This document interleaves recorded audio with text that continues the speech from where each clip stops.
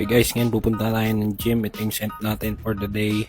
Tuturuan ko rin kayo paano maglagay ng perfume and layer.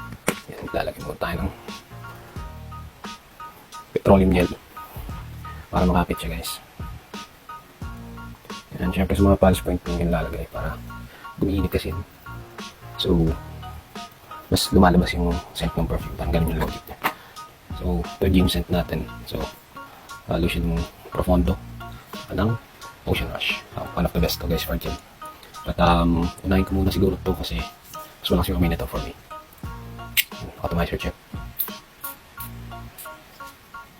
Okay. Siyempre yung biceps. Lagyan nyo yun lagi guys.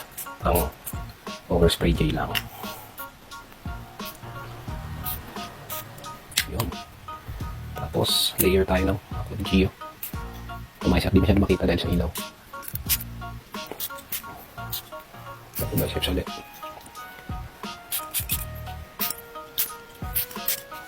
Yun. Yan lang maglagay. Yan, punta tayo ng gym. So yan, papunta na tayo ng gym. Lalakad tayo, muulan ngayon guys.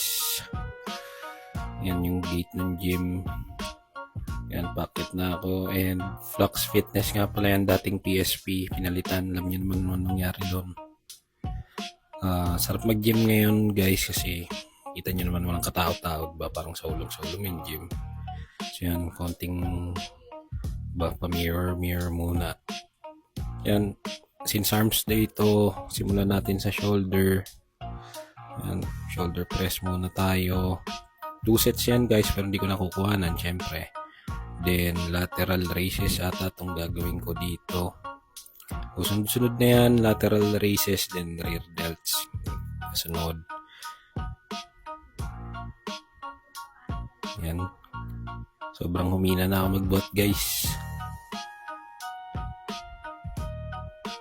So, yan. Yan yung para sa rear delts natin guys. And one thing na na-realize ko habang nagbubuhat ako is iba talaga yung dating guys pagka alam mong you look good, you smell good, and you know, alam mo na alagaan mo yung sarili mo. So siguro kung sa kang froghead, payo ko lang di enough talaga yung marami kang collection ng perfume or gaano kamahal yung perfume mo kasi mas maganda guys kung ikaw mismo yung mukhang mabango, not because nagpabango ka. Kumbaga ano kasi yun guys parang you wear the perfume not the perfume wears you. Parang ganun ba? Same with sa clothes lang din. So iba pa rin yung mukha kang alaga. Pero yan, syempre dilemma natin since umulan, di ko alam paano ako uwi. So, bahala na. Bye.